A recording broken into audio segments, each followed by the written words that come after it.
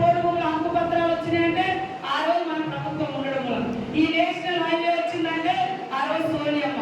Ration కార్డులు ఇవాళ BJP ఒక్క రేషన్ కార్డు కూడా రాలే కేంద్రం నుంచి, ఒక అంగన్వాడీ సెంటర్ రాలే, ఒక హెల్త్ సెంటర్ కూడా లేదు. వాళ్ళు ఏం చేయలేదు, పైనుంచి అందరి దగ్గర వసూలు చేసి జిఎస్టీల పేరుతోటి. కాబట్టి మీరందరూ కూడా దయచేసి 10 రోజులు కేటాయించి 50,000 మెజార్టీ వచ్చే విధంగా 50,000 మెజార్టీ వచ్చే విధంగా చూసి చేయండి. నా ఎన్నికలలో ఒప్పుకున్న నిధులన్నీ దాదాపు అన్ని ఊళ్ళలోకి ఇచ్చినాం. ఇంకా నా నిధులు ఉన్నాయి. నాకు మొన్న సీఎం పడి కమ్యూనిటీ హాల్ అవి కాకుండా దాదాపు 300 కోట్లతోటి మరి ఆర్ఎండ్బి కానీ ఐటీడీఏ కానీ పిఆర్ కానీ అన్ని నిధులు వచ్చినాయి.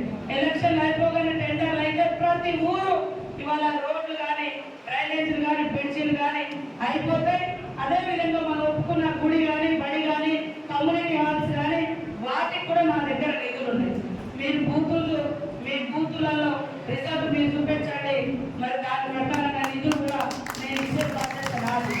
రోడ్డు తీసుకొచ్చే బాధ్యత మీది, మరి డెవలప్మెంట్కి నిధులు ఇచ్చే బాధ్యత నాది అని కూడా ఈ సందర్భంగా తెలియజేస్తా ఉన్నాను.